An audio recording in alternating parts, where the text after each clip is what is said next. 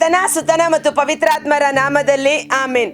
ಸೀನಾಯಿ ಬೆಟ್ಟದಲ್ಲಿ ಒಂದು ಜ್ವಾಲೆಯನ ಕಾಣುವೆ, ಇಸ್ರಾಯೇಲಿನ ದೇವನೇ ಆ ಜ್ವಾಲೆ ನನ್ನಲ್ಲೂರಿಯಲಯ್ಯ, ಬೆಂಕಿಯಾಗಿ ಇಳಿಯಲಯ್ಯ, ಅಗ್ನಿ ಜ್ವಾಲೆಯಾಗಿ ಉರಿಯಲಯ್ಯ, ಬಿರುಗಾಳಿಯಾಗಿ ಬೀಸಲಯ್ಯ, ಆತ್ಮ ನದಿಯಲ್ಲಿ ಮುಳುಗಿಸಯ್ಯ. ಅಂತ್ಯಕಾಲ ಅಭಿಷೇಕ ಸಕಲ ಜನರ ಮೇಲೆ, ಸುಗ್ಗಿಕಾಲ ಸಮಯವಲ್ಲೋ ನಿನ್ನ ಆತ್ಮಾದಿ ತುಂಬಿಸಯ್ಯ, ನಿನ್ನ ಆತ್ಮಾದಿ ತುಂಬಿಸಯ್ಯ. ಪ್ರಭು ಕ್ರಿಸ್ತರಲ್ಲಿ ಆತ್ಮೀಯ ಸಹೋದರ ಸಹೋದರಿಯರೇ, ಈ ದಿನದ ಮುಂಜಾನೆಯ ಜೀವಸ್ವರ ಪ್ರೇಷಿತರ ಕಾರ್ಯಕಲಾಪಗಳು 2ನೇ ಅಧ್ಯಾಯ. ಇದನ್ನು ಸುಮಾರು ಒಂದು 3 ಭಾಗ ಮಾಡೋಣ, ಅಧ್ಯಾಯ ದೊಡ್ಡದಾಗಿರುವ ಕಾರಣ. ಓಕೆ, 2ನೇ ಅಧ್ಯಾಯ ವಚನ 1ರಿಂದ 13ರವರೆಗೆ. ಪವಿತ್ರಾತ್ಮರ ಆಗಮನ. ಪಂಚಾಶತಮ ಹಬ್ಬದ ದಿನ ಭಕ್ತ ವಿಶ್ವಾಸಿಗಳೆಲ್ಲರೂ ಒಂದು ಸ್ಥಳದಲ್ಲಿ ಸಭೆ ಸೇರಿದ್ದರು. ಪಕ್ಕನೆ ಬಲವಾದ ಬಿರುಗಾಳಿ ಬೀಸುತ್ತಿದೆಯೋ ಎಂಬಂತೆ ಶಬ್ದವೊಂದು ಆಕಾಶದಿಂದ ಕೇಳಿ ಬಂತು. ಅದು ಅವರು ಕುಳಿತಿದ್ದ ಮನೆಯಲ್ಲೆಲ್ಲ ಮಾರ್ದನಿಸಿತು. ಅಲ್ಲದೆ ಅಗ್ನಿ ಜ್ವಾಲೆಗಳು ಕೆನ್ನಾಲಿಗೆಯಂತೆ ಕಾಣಿಸಿಕೊಂಡವು. ಅವು ವಿಂಗಡವಾಗಿ ಪ್ರತಿಯೊಬ್ಬರ ಮೇಲೂ ನೆಲೆಸಿದವು. ಅವರೆಲ್ಲರೂ ಪವಿತ್ರಾತ್ಮ ಭರಿತರಾದರು. ಆ ಆತ್ಮ ಪ್ರೇರಣೆಯಿಂದ ಬೇರೆ ಬೇರೆ ಭಾಷೆಗಳಲ್ಲಿ ಮಾತನಾಡತೊಡಗಿದರು. Praise the lord.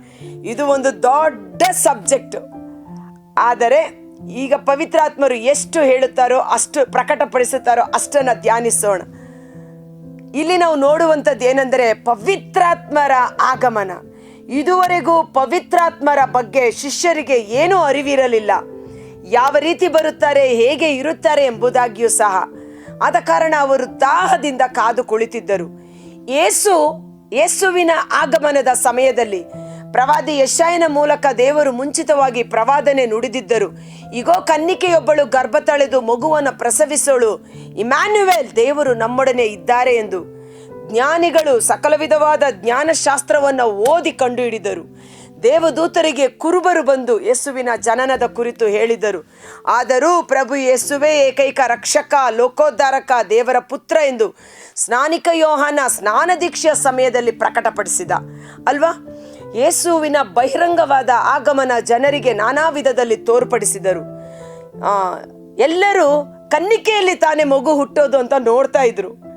ಆದ ಕಾರಣ ಯೇಸುವನ್ನು ಅವರು ಗುರುತಿಸಲು ಸುಲಭವಾಗಿ ಸಾಧ್ಯವಾಗಲಿಲ್ಲ. ಯಾಕೆ? ಮಾತೆ ಮರಿಯಮ್ಮನವರು ಕನ್ನಿಕೆಯಾಗಿದ್ದರು. ಕನ್ಯತ್ವವನ್ನು ಉಳಿಸಿಕೊಂಡು ಪವಿತ್ರಾತ್ಮರ ಶಕ್ತಿಯಿಂದ ಗರ್ಭ ಕೊಟ್ಟರೂ ಸಹ ಪ್ರಾಪಂಚಿಕವಾದ ಜನರ ದೃಷ್ಟಿಯಲ್ಲಿ ಗಂಡನಾಗಿ ಸಂತ ಜೋಸೆಫರು ಇದ್ದರು. ಹೌದಲ್ವಾ? ಸೊ ಈ ರೀತಿ ಯೇಸುವಿನ ಆಗಮನ ವಿಭಿನ್ನವಾಗಿತ್ತು.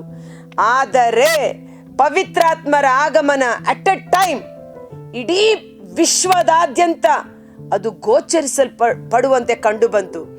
ಉದಾಹರಣೆಗೆ ನೋಡಿ, ಇತ್ತೀಚೆಗೆ ಮಯನ್ಮಾರ್, ಹೌದಲ್ವಾ, ಅಂತ ದೇಶದಲ್ಲಿ 5 ಸೆಕೆಂಡ್ಗಳ ಒಂದು ಭೂಕಂಪ, ಆ ದೊಡ್ಡ ಕಟ್ಟಡ ಕುಸಿದು ಬಿದ್ದಾಗ ಇಡೀ ಪ್ರಪಂಚದ ದೃಷ್ಟಿ ಎಲ್ಲ ಟಿವಿ ನ್ಯೂಸ್ಗಳಲ್ಲಿ, ಎಲ್ಲ ನ್ಯೂಸ್ ಚಾನೆಲಲ್ಲಿ ಎಲ್ಲರೂ ಆ ಮಯನ್ಮಾರ್ ಭೂಕಂಪ, ಅದರಿಂದಾದ ಕುಸಿತ, ಎಷ್ಟು ಜನರ ಸಾವು, ಇಡೀ ಪ್ರಪಂಚದ ಗಮನವನ್ನು ಆ ಒಂದು ಭೂಕಂಪ ತನ್ನ ಕಡೆಗೆ ಆ ದೇಶದ ಮೇಲೆ ಸೆಳೆಯಿತು.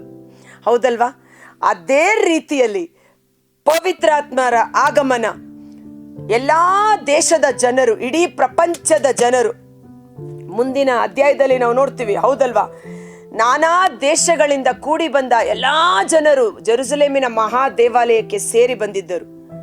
ಅಂಥ ಸಮಯದಲ್ಲಿ ಒಂದು ದೊಡ್ಡ ಭೂಕಂಪ ಉಂಟಾದಾಗ ಅಲ್ಲಿ ಸೇರಿದ್ದ ಜನರೆಲ್ಲರೂ, ಭಕ್ತ ವಿಶ್ವಾಸಿಗಳೆಲ್ಲರೂ ಭಯಭ್ರಾಂತರಾದರು. ಏನಿದು ಶಬ್ದ ಎಂದು ಎಲ್ಲರ ಗಮನ ಆ ಕೋಣೆಯ ಕಡೆ ಅಥವಾ ಆ ಮೇಲ್ಮಾಳಿಗೆ, ಆ ಮೇಲಂತಸ್ತಿನ ಮನೆಯ ಕಡೆ ತಿರುಗಿತು. ಆಕಾಶದಲ್ಲಿ ಜನರೆಲ್ಲರೂ ನೋಡುವ ಹಾಗೆ ಬೆಂಕಿಯ ಕೆನ್ನಾಲಿಗೆಗಳು ಇಳಿದು ಬರುವುದನ್ನು ಕಂಡರು. ಪವಿತ್ರಾತ್ಮರ ಆಗಮನ ಭಯಂಕರವಾಗಿ ಬಂದಿತು ಅಲ್ವಾ? ರಹಸ್ಯವಾದ ಬರೋಣ ಅಲ್ಲ, ಬಹಿರಂಗವಾಗಿ ಬೆಂಕಿಯ ಕೆನ್ನಾಲಿಗೆ ಇಳಿದು ಬಂದು ಆ ಮೇಲ್ಛಾವಣಿಯ ಕೊಠಡಿಯಲ್ಲಿ ಸೇರಿದ್ದ 12 ಮಂದಿ ಪ್ರೇಷಿತರು, ಮಾತೆ ಮರಿಯಮ್ಮನವರು, 120 ಮಂದಿ ಭಕ್ತ ವಿಶ್ವಾಸಿಗಳು ಪ್ರತಿಯೊಬ್ಬರ ಮೇಲೂ ವಿಂಗಡವಾಗಿ ಅವರ ಮೇಲೆ ಬಂದು ನೆಲೆಸಿದವು. ಆ ಆತ್ಮರು ಅವರಲ್ಲಿ ಬಂದ ಕೂಡಲೇ ಅವರು ಬೇರೆ ಬೇರೆ ಭಾಷೆಗಳಲ್ಲಿ ಮಾತನಾಡತೊಡಗಿದರು. ನನಗೆ ಇದನ್ನು ಓದುವಾಗ ಪವಿತ್ರಾತ್ಮರು ಪ್ರೇರೇಪಣೆ ಮಾಡಿದ್ದು ನೀರಿನ ದೀಕ್ಷಾ ಸ್ನಾನ, ಪವಿತ್ರಾತ್ಮರ ದೀಕ್ಷಾ ಸ್ನಾನ, ಹೌದಲ್ವಾ? ಸ್ನಾನಿಕ ಯೋಹಾನರು ಯೇಸುವಿಗೆ ಸ್ನಾನ ದೀಕ್ಷೆ ಕೊಡುವ ಮೊದಲು ಅವರು ಹೇಳಿದರು, ನಾನಾದರೋ ನಿಮಗೆ ನೀರಿನಿಂದ ಸ್ನಾನ ದೀಕ್ಷೆಯನ್ನು ಕೊಡುತ್ತಿದ್ದೇನೆ, ನನ್ನಾನಂತರ ಬರುವ ವ್ಯಕ್ತಿ ನನಗಿಂತ ಆಮೇಲೆ ಬಂದವರಾದರೂ ಅವರು ನನಗಿಂತ ಶ್ರೇಷ್ಠರು, ಅವರ ಪಾದರಕ್ಷೆಗಳನ್ನು ಬಿಚ್ಚಲು ಸಹ ನಾನು ಯೋಗ್ಯನಲ್ಲ. ಆತನು ನಿಮಗೆ ಪವಿತ್ರಾತ್ಮರಿಂದಲೂ ಅಗ್ನಿಯಿಂದಲೂ ದೀಕ್ಷಾ ಸ್ನಾನ ಕೊಡುವರು. ಅದ್ಭುತಕರವಾದ ದೀಕ್ಷಾ ಸ್ನಾನ. ಪವಿತ್ರಾತ್ಮರಿಂದಲೂ ಅಗ್ನಿಯಿಂದಲೂ ನೀವು ದೀಕ್ಷಾ ಸ್ನಾನವನ್ನು ಪಡೆದುಕೊಳ್ಳುವಿರಿ. ಆತನು ಪವಿತ್ರಾತ್ಮ ಭರಿತನು, ಪವಿತ್ರಾತ್ಮರಿಂದಲೇ ದೀಕ್ಷಾ ಸ್ನಾನ ಕೊಡುವನು. ನೋಡಿ ಎಂಥ ದೀಕ್ಷಾ ಸ್ನಾನ! ಯಾತಕ್ಕಾಗಿ? ಸ್ನಾನ ದೀಕ್ಷೆ ಯೋಹಾನ ಕೊಡುತ್ತಿದ್ದು ನೀರಿನ ಸ್ನಾನ ದೀಕ್ಷೆ.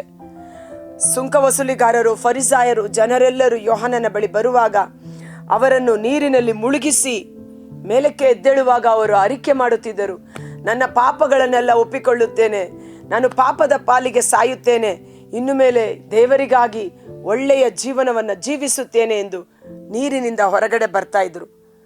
ಆ ಸ್ನಾನ ದೀಕ್ಷೆ ಅವರ ಶರೀರದ ಮಾಲಿನ್ಯತೆಯನ್ನು, ಪಾಪದ ಕಳಂಕವನ್ನು, ಮನಸ್ಸಾಕ್ಷಿ ಪಾಪ ಪ್ರಜ್ಞೆಯಿಂದ ಬಿಡುಗಡೆ ಮಾಡ್ತಾ ಇತ್ತು. ಆದರೆ ಮತ್ತೆ ಮತ್ತೆ ಅವರು ಪಾಪದಲ್ಲಿ ಬಿದ್ದು ಹೋಗುವ ಸ್ವಭಾವವಾಗಿತ್ತು. ಶರೀರ ಮತ್ತು ರಕ್ತ ಮಾಂಸ ಪದೇ ಪದೇ ಪಾಪದಲ್ಲಿ ಬಿದ್ದು ಹೋಗುವ ಸ್ವಭಾವವಾಗಿತ್ತು. ಅದಕ್ಕಾಗಿ ಸ್ನಾನಿಕ ಯೋಹಾನ ಹೇಳಿದ, ನನ್ನ ನಂತರ ಒಬ್ಬರು ಬರುತ್ತಾರೆ, ಅವರು ಪವಿತ್ರಾತ್ಮ ಹಾಗೂ ಅಗ್ನಿಯಿಂದ ದೀಕ್ಷಾ ಸ್ನಾನ ಕೊಡುತ್ತಾರೆ. ಈ ಪವಿತ್ರಾತ್ಮರ ದೀಕ್ಷಾ ಸ್ನಾನ ಅಂದರೆ ಪವಿತ್ರಾತ್ಮರು ನಮ್ಮೊಳಗೆಯೂ ನಮ್ಮೊಡನೆಯೂ ವಾಸ ಮಾಡುವವರಾಗಿ ಮಾರ್ಪಾಡಾಗುತ್ತಾರೆ. ಪ್ರೇಷಿತರ ಮೇಲೆ ಇಳಿದು ಬಂದ ಕೆನ್ನಾಲಿಗೆ ಅವರಲ್ಲಿ ಐಕ್ಯವಾಗಿ ಅವರೊಳಗೆ ವಾಸ ಮಾಡಲು ಪ್ರಾರಂಭ ಮಾಡಿತು. ಅವರೊಳಗೆ ಒಂದು ಶಕ್ತಿ, ಅವರೊಳಗೆ ಒಂದು ವ್ಯಕ್ತಿಯಾಗಿ ಪವಿತ್ರಾತ್ಮರು ಬಂದು ವಾಸ ಮಾಡುವಾಗ ಆ ಪವಿತ್ರಾತ್ಮರ ದೀಕ್ಷಾ ಸ್ನಾನದ ಮೂಲಕ ಒಬ್ಬ ವ್ಯಕ್ತಿ ಮಾರ್ಪಟ್ಟು ಹೊಸ ಸೃಷ್ಟಿಯಾಗಿ ಮಾರ್ಪಾಡಾಗುತ್ತಾನೆ. Praise the Lord. ಇದು ಪವಿತ್ರಾತ್ಮರ ದೀಕ್ಷಾ ಸ್ನಾನ. ಇದು ಸಂಪೂರ್ಣವಾಗಿ ನಾವು ಪಡೆದುಕೊಳ್ಳಬೇಕು. ಅಗ್ನಿಯ ಅಭಿಷೇಕ ನಮಗೆ ಬೇಕಾಗಿದೆ. ಒಬ್ಬ ಮನುಷ್ಯ ಸಂಪೂರ್ಣವಾಗಿ ಮಾರ್ಪಟ್ಟು ಹೊಸ ಸೃಷ್ಟಿಯಾಗುತ್ತಾನೆ. ಅವನ ಹಳೆಯ ಸ್ವಭಾವ, ಅವನ ದುರಭ್ಯಾಸಗಳು, ಅವನ ವ್ಯಕ್ತಿತ್ವ ಬದಲಾವಣೆ ಆಗುತ್ತೆ. ಇದು ಬಹಳ ಇಂಪಾರ್ಟೆಂಟ್.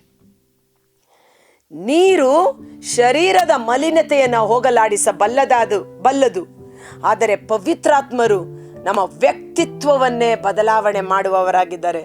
ಆದ ಕಾರಣ ಪವಿತ್ರಾತ್ಮರಿಂದ ದೀಕ್ಷಾ ಸ್ನಾನ ಪಡೆದುಕೊಂಡ ಸಂತ ಪೌಲರು ಹೇಳುತ್ತಾರೆ, ಇನ್ನು ಮೇಲೆ ಜೀವಿಸುವುದು ನಾನಲ್ಲ, ಯೇಸುವೇ ಆತ್ಮ ಸ್ವರೂಪಿಯಾಗಿ ನನ್ನೊಳಗೆ ಜೀವಿಸುತ್ತಾರಲ್ಲ. ಇದು ಪವಿತ್ರಾತ್ಮರ ದೀಕ್ಷಾ ಸ್ನಾನವಾಗಿದೆ.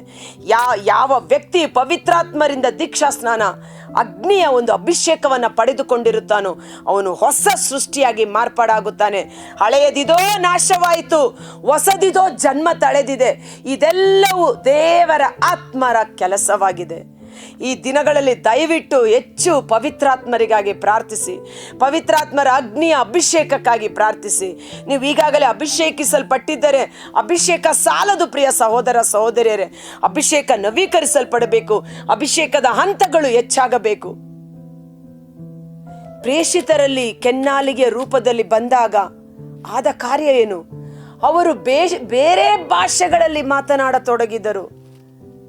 ಮಾರ್ಕ 16 ಮೇಲ್ಪಟ್ಟು ಯೇಸು ಸ್ವಾಮಿ ಹೇಳ್ತಾರಲ್ವಾ, 18ನೇ ವಚನದ ಒಳಗಡೆ ಅಂತಿಮ ಆದೇಶ, ವಿಶ್ವಾಸವಿಟ್ಟು ದೀಕ್ಷಾ ಸ್ನಾನ ಪಡೆಯುವವನು ಹೊಸ ಭಾಷೆಗಳನ್ನು ಮಾತನಾಡುವರು.